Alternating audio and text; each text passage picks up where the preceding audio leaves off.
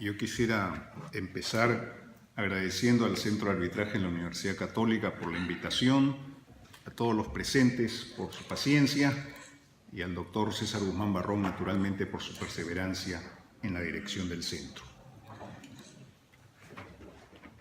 El tema que se me ha propuesto tratar es el tema de la ejecución de los laudos, y la verdad que yo pensaba que iba a ser el último en hablar, y realmente debo agradecer a Derek que me haya cedido el uso de la palabra en primer lugar.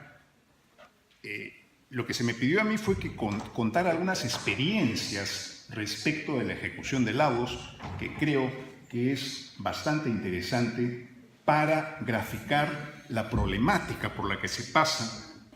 Hay una frase que podría resumir la conducta de algunos funcionarios de la administración pública. No digo de todos, porque sería una generalización injusta, pero hay algunos malos funcionarios que se guían por esa frase, que podría resumirse de la siguiente manera: las deudas viejas no se pagan y las nuevas se dejan envejecer. En realidad es una frase que se atribuye a un empresario de éxito en el mundo de las comunicaciones, pero lo cierto es que es perfectamente atribuible y perfectamente comparable al mundo de la ejecución de los laudos. Y en ese sentido, permítanme contarles algunas experiencias.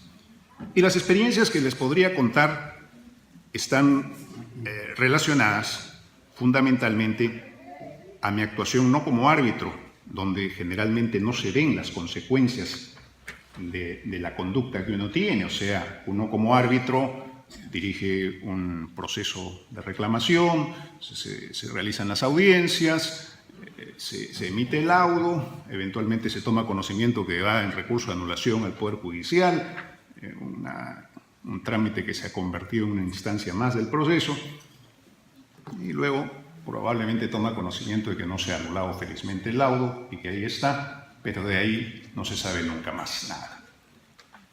Cuando no eres árbitro y eres abogado o litigante, pasas mayores peripecias, porque obviamente sigues todas esas instancias, acompañas, y de pronto te encuentras con que tienes el laudo ya ratificado por la Corte y te encuentras imposibilitado de ejecutarlo.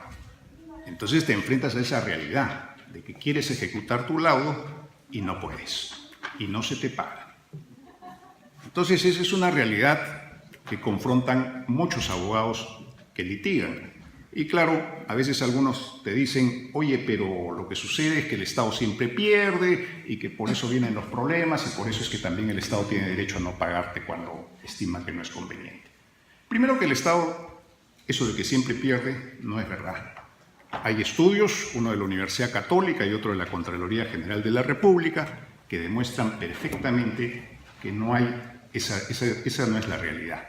Están más o menos tas con tas, porque si el Estado o los particulares le reclaman como 100 al Estado, al final, en las sumas y restas, se llega a la conclusión que como 50% se le concede al Estado y 50% se le niega, con el agravante que en 20% de los casos lo que le reclama el proveedor o el contratista al Estado se le niega absolutamente todo. Reclama 100 y se le da 0. Lo que demuestra además que el Estado y las entidades del Estado se defienden mucho mejor de lo que se piensa, en buena hora por ellos. Pero también es cierto que hay otra cosa que siempre digo yo, que no es que el Estado siempre pierda. Lo que sucede es que en el 90 o 95% de los casos el Estado es demandado y no demandante. ¿Por qué? Porque el arbitraje se ha constituido, en el arbitraje en contratación pública, en el único mecanismo que tiene el particular, el contratista o el proveedor, para intentar restablecer el equilibrio del contrato que puede deteriorarse a lo largo del desarrollo del mismo. ¿Cómo así? Porque, por ejemplo, si el que incumple, siempre lo digo, el que incumple sus obligaciones es el contratista, el Estado o la entidad del Estado no tiene que tomarse la molestia de llevarlo a arbitraje para ajustarle el cuello. Simplemente tiene 5 acciones que puede tomar contra el proveedor para obligarlo a que se alinee si es que está conduciéndose mal. Lo primero que hace la entidad del Estado es dejarle de pagar, con lo cual le coge la yugular. En segundo lugar, le aplica las penalidades previstas en el contrato, con lo cual lo empieza a ajustar más. En tercer lugar, le resuelve el contrato con lo cual ya lo deja medio muerto. Por último, no por último, cuarto lugar, ya le resolvió el contrato, le ejecuta las fianzas, con lo cual lo destroza económicamente. Y finalmente, para ya rematarlo y asegurarse que no resucite, lo manda al Tribunal de Contratación del Estado para que lo inhabiliten para contratar con el Estado. 5 acciones, fíjense ustedes, que puede tomar la entidad del Estado sin tomarse la molestia de tener que llevarlo a arbitraje. En cambio, cuando el que incumple es la entidad del Estado, que en ocasiones también incumplen, el proveedor, ¿qué puede hacer? El contratista puede aplicarle penalidades, resolver el contrato, mandarlo al OCE. No, lo único que puede hacer es tocar la puerta y decirle, señor, por favor, vamos a arbitraje. Entonces, esa es la razón por la cual en el 95% de los casos es el proveedor el que reclama el arbitraje y es la entidad del Estado la que es la demandada. Pues bien, entonces veamos unos casos simples. Por ejemplo, uno anecdótico, un arbitraje en el que hubiera abogado de la defensa que duró 5 años.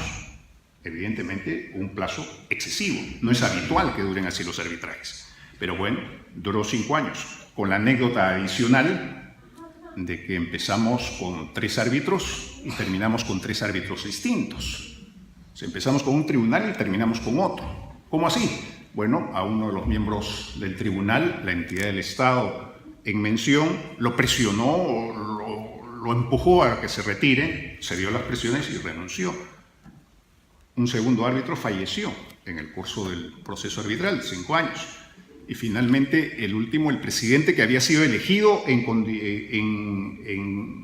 mérito de sus calidades profesionales, en mérito de ser presidente o decano de un colegio profesional, tuvo que apartarse porque él dijo que, bueno, ya había dejado de ser decano de ese colegio profesional y evidentemente habían pasado mucho tiempo, ya tenía una edad bastante avanzada y quería retirarse, y el único motivo que lo tenía acá afincado en el país era este asunto.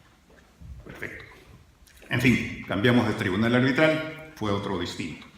Pero el asunto es que la entidad del Estado, de pronto, ya el laudo consentido, confirmado en la Corte, tenemos que el laudo no se puede ejecutar, pero la entidad nos llama y nos dice, quiero pagar. Caramba, qué gusto. Pero de pronto empezamos las negociaciones y nos dice, no te voy a pagar los intereses, que me costó mucho sacrificio en el proceso arbitral conseguir y que se reconozcan, no te pago los intereses, y del principal te pago el 80%, no te pago el 20%, me lo descuentas, un descuento comercial, y del saldo te pago el 40% a la hora de firmar la transacción y el saldo en cómodas cuotas trimestrales. 10 cuotas trimestrales. Dios mío. Bueno, y frente a esa realidad, lo único que tienes que hacer es o lo tomas o lo dejas. Entonces, como tú de pronto asesoras a una empresa y esa empresa no está dedicada, no vive de los litigios, ni vive de estar confrontando con las entidades, vive de tener que pagar sus planillas, de tener que invertir en sus trabajos, acepta, firma. Pero te queda la curiosidad, ¿de dónde surgió esa generosidad? Si es que que se puede llamar así, generosidad de ese funcionario público, de esos funcionarios públicos, de invitarte a pagar, porque tranquilamente podían seguir sin pagar y vivir tan tranquilos. Pues bien, había una explicación, y la explicación es que si durante 3 años consecutivos esa entidad del Estado tenía sus presupuestos en rojo, o sea, consignando deudas notorias, el Ministerio del Sector le intervenía y esos directores eran despachados a su casa. Entonces los señores tenían que poner su balance en azul. Y la única manera de poner en azul es pagándonos. Entonces había que llamarte y decir, oye, vamos a poner esto en rojo en azul, pero masacrándote, tasajeándote la deuda y pagándote de esa manera. Esas son las realidades que los estudios no registran. O sea, te dicen tanto pierde el Estado, tanto gana, tanto esto, pero no te dice cuándo paga y cómo paga. Yo invitaría a las entidades que se especializan en realizar esta clase de estudios en hacer esa clase de investigaciones y en poner las cosas en su justa dimensión. Eso es lo que nos falta. Tendría otros ejemplos para contarles, pero creo que el tiempo va avanzando, pero creo que eso es suficiente para tomar conciencia de los problemas que confronta la ejecución de laudos. ¿Cuál es la solución? Una de ellas, creo, para no dejar con el problema planteado sin formular un intento de solución, una de ellas es empoderar al tribunal arbitral. La ley de arbitraje dice que el tribunal arbitral está facultado para ejecutar el laudo. Y claro, dice que no debe hacerlo cuando tenga que recurrir a la fuerza pública. Pero a la fuerza pública, en ejecución del laudo o en ejecución de sentencia, se recurre cuando tienes que romper una casa, romper una puerta y lanzar a los habitantes fuera, porque es un juicio de desahucio. Pero en un asunto en el que es puramente comercial, donde hay cuentas de por medio, donde puedes embargar cuentas y ordenar pagos, creo que eso es perfectamente posible. Muchas gracias. Muchas gracias, doctor Mendoza. Disculpe la rigidez del tiempo, pero